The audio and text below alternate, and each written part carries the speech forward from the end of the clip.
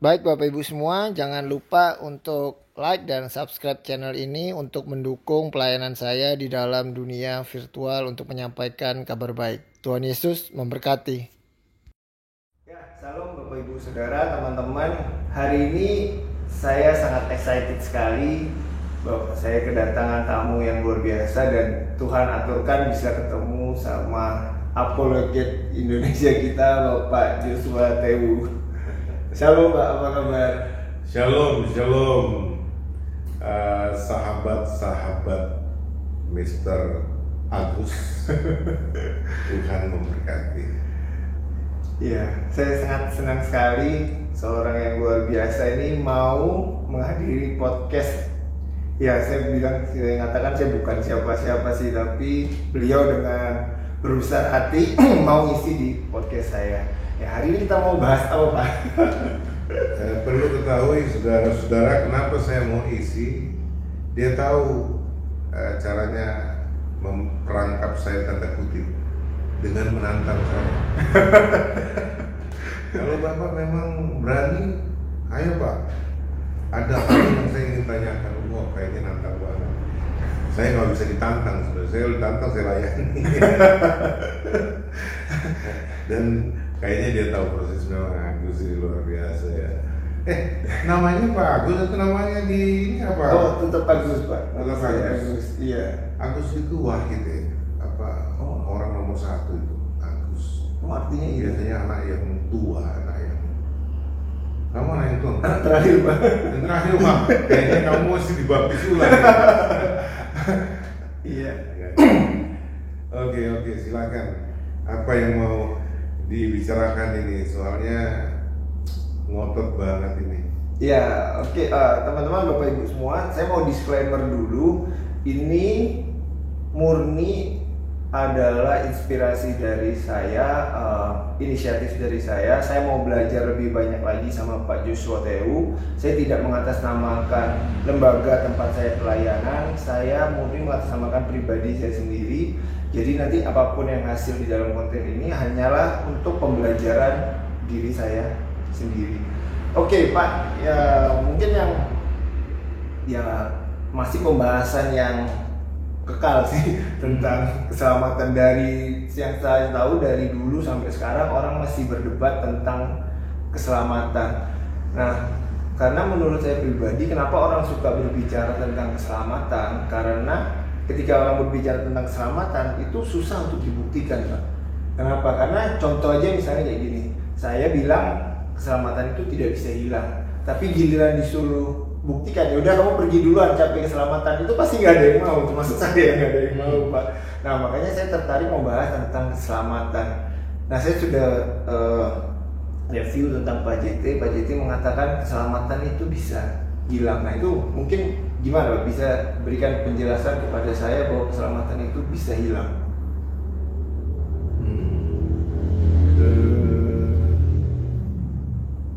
Pertama, itu setengah kebenaran. Disclaimer-nya. Bisa hilang, yang saya maksud itu ada tanda kutipnya. Karena kalau nggak pakai tanda kutip atau tanda petik sekarang ini, orang langsung buat semacam statement tuh kan? Iya. Padahal dia nggak tahu di balik pernyataan itu ada apa. Betul. Nah, dan kebanyakan orang kan suka main potong, Mbak. Dan kebanyakan orang Indonesia kan nggak dengar sampai habis. Betul. Nah, itu gimana, Pak? Setengahnya lagi gimana?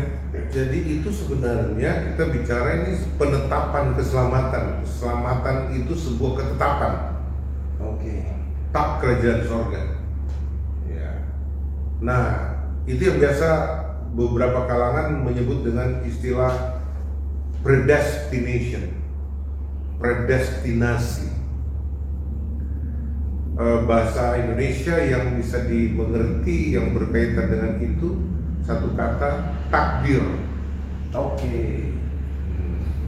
Takdir itu beda dengan nasib. Oh, bedanya? Iya. Takdir sesuatu yang telah ditetapkan sebelum itu terjadi, yang tidak ada orang bisa merubahnya. Dan otomatis ini berbicara tentang ketetapan Tuhan dengan segala kuasanya, kemuliaannya, kemahabijaksanaannya yang tidak mungkin bisa ditandingi oleh makhluk manapun, apalagi manusia. Ya, sehingga tidak ada yang lebih berkuasa dari Dia, tidak ada yang lebih tahu dari Dia yang Maha Tahu itu, tidak ada yang lebih berhikmat daripada Dia yang telah menetapkan yang tidak mungkin salah, yang tidak mungkin gagal. Sehingga ketetapan itu kalau dilanggar itu jadi dosa, melanggar ketetapan Tuhan. Ya, nanti di sini saya jelaskan dalam ajaran Kristen yang paling fundamental tentu berdasarkan Alkitab, yang namanya predestinasi itu hanya ada 3. Ya, beda dengan nasib. Nanti saya kasih tahu apa bedanya. Nah, pertama, kelahiran manusia itu takdir. Predestinasi dari 2 kata, pre dan destination. Sesuatu yang telah ditetapkan dengan tujuannya. Gitu. Jadi termasuk apa yang diributkan oleh banyak orang soal keselamatan. Jadi predestination atau predestinasi itu kita cuma transliterasi aja dari kata ini. Ya, dari predestination, predestinasi. Sesuatu yang telah ditetapkan sebelumnya untuk sebuah tujuan yang telah ditetapkan. Itu. Yang tidak boleh ada orang rubah. Karena siapa Anda yang mau merubah ketetapan Tuhan? Memang Anda lebih berkuasa daripada Dia yang Maha Kuasa. Memang Anda lebih berhikmat dari Dia yang Maha Bijaksana. Memangnya Anda lebih tahu daripada Dia yang Maha Tahu. Sehingga yang disebut dengan ketetapan Tuhan itu, predestinasi itu, ketika ada orang yang coba merubahnya, dia melawan Tuhan. Ya, contoh, ini sekaligus saya masukkan, hanya ada 3 yang masuk kategori predestinasi, ya, predestination di dalam Alkitab. Hanya ada 3. Yang lainnya itu nasib. Beda predestinasi dengan nasib. Predestinasi nggak boleh dirubah, nggak boleh dilawan. Tapi kalau nasib bahkan diperintahkan untuk mengubah nasibmu, melawan, fight dengan nasib kita. Nah, apa saja 3 kategori yang masuk? Apa saja 3 hal yang menjadi masuk dalam kategori predestinasi dalam Alkitab? Yang pertama, kelahiran manusia, kelahiran biologis manusia, terus kematian dan keselamatan. Ini 3, kelahiran, kematian, dan keselamatan. Kenapa kelahiran? Karena tidak ada orang yang bisa memesan ya kelahirannya. Saya mau lahir sebagai laki-laki, jangan perempuan ya. Nggak bisa. Saya mau lahir dari keluarga orang Amrik, Anak Bill Gates misalnya. nggak mau jadi orang Jawa atau orang Dayak atau orang Nado. Ya. Dan dari keluarga Bill Gates, tapi untung nggak, karena kalau Anda jadi keluarga Bill Gates juga menderita karena istrinya aja jandanya Bill Gates ini menderita. Adik, kok sebut janda lagi? Lagi ribut-ribut dengan janda-janda ini. Orang-orang tuh kan, makanya saya suka ketawa gitu loh. Ya, ada janda Sarfat. Ya, dan semua tudingan-tudingan seperti itu sebenarnya masuk di dalam dinamika orang beriman. Memang tidak bisa lepas dari fitnah, tidak bisa lepas dari gosip dalam pusaran kehidupan yang namanya manusia. Termasuk ini masalah predestinasi. Ini juga ada dalam pusaran gosip dan fitnah, fitnah teologis. Oh iya, Gitu loh. betul ya. Bahkan perselingkuhan iman itu juga masuk dalam pusaran kehidupan anak-anak manusia. Seperti itu. Sehingga banyak hal yang kemudian dipersandingkan, dikocok dalam sebuah wadah. Lalu orang bingung yang mana yang benar? Iya betul. Iya kan? Ya. Tapi selalu kembali kepada the Bible is the parameter. Jadi Alkitab adalah ukuran.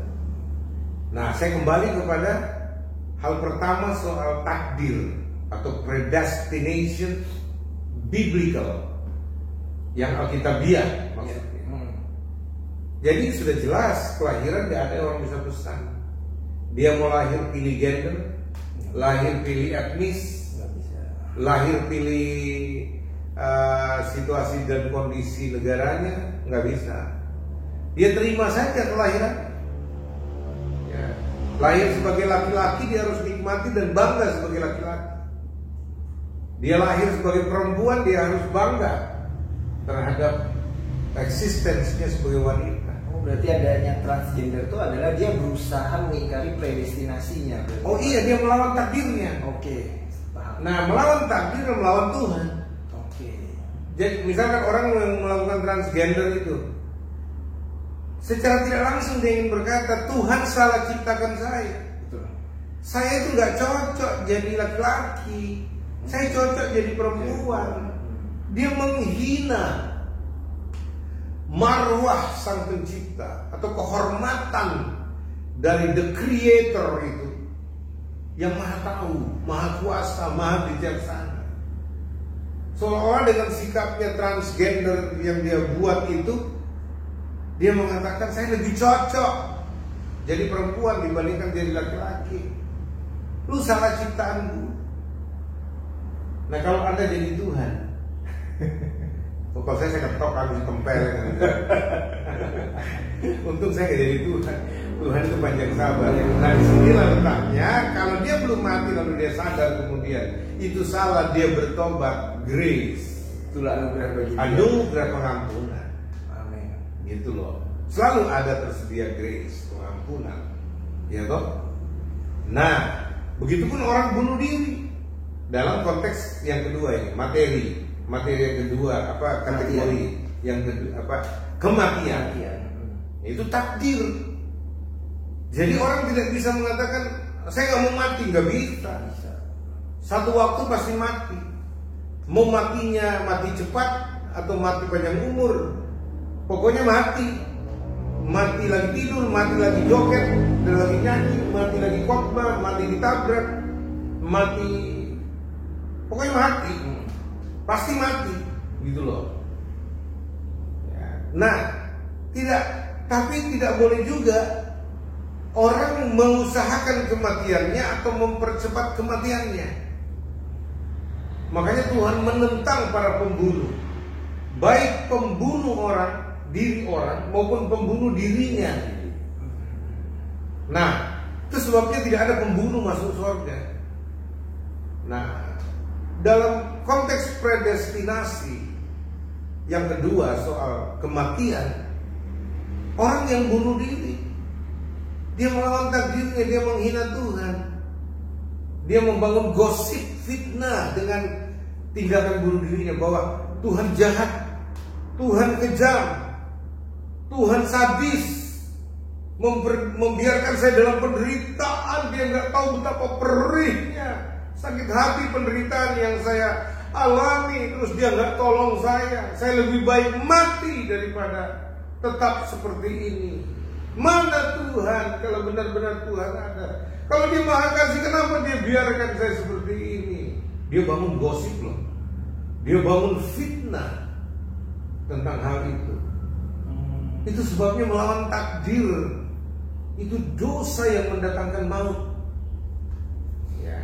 Berarti perlunya anugerah ketika kita dalam kondisi penderitaan ada, berarti anugerah itu mencegah kita untuk melakukan bunuh diri itu berarti Pak ya. Makanya ada orang yang gagal bunuh diri Karena ada anugerah bagi dia. anugerah yang berlaku bagi dia. Oh. Termasuk orang yang tidak mati dalam keadaan berdosanya transgender itu. Dia sadar, kesadaran bahwa ini salah, ini dosa, ini nggak benar, itu blessing, itu grace, anugerah Oh, I see. yang tersedia. Saya mulai paham. Ya, saya mulai paham apa yang Bapak pikirin. Oke. Oke. Terus apa lagi? Keselamatan. Nah, kenapa keselamatan masuk sebagai predestinasi? Karena keselamatan itu diinisiasi oleh Tuhan sendiri, diprakarsai oleh Tuhan sendiri, diupayakan oleh Tuhan sendiri, ditetapkan oleh Tuhan sendiri. Ya, karena tidak ada manusia yang mampu memikirkan atau merancang keselamatannya sendiri. Dosa telah memisahkan orang dari penciptanya, dan dosa telah menjauhkan orang. Tidak ada orang berdosa yang mencari Tuhan. Semua orang telah berdosa, telah kehilangan kemuliaannya. Dan orang-orang yang dosa semakin jauh dari Tuhan. Tidak ada orang berdosa cari Tuhan. Gitu loh. Ya, karena dosa itu tidak mungkin bisa dekat dengan kekudusan, kesucian. Dulu sebelum kita dipanggil kan hidup dalam dosa. Mau ke gereja aja sungkan. Aduh, itu gue masih berdosa banget ini. Itu tempat orang-orang benar. Saya dulu sebelum bertobat, sebelum menerima anugerah keselamatan di dalam iman kepada Yesus itu, wah, saya lahir dari keluarga Kristen. Tapi kalau mau dibilang ke gereja, tahu diri banget gue. Itu bukan tempat gue gitu, gitu. Ya, udah lu aja lah. Gue nanti kalau udah tua-tua baru masuk gereja gitu.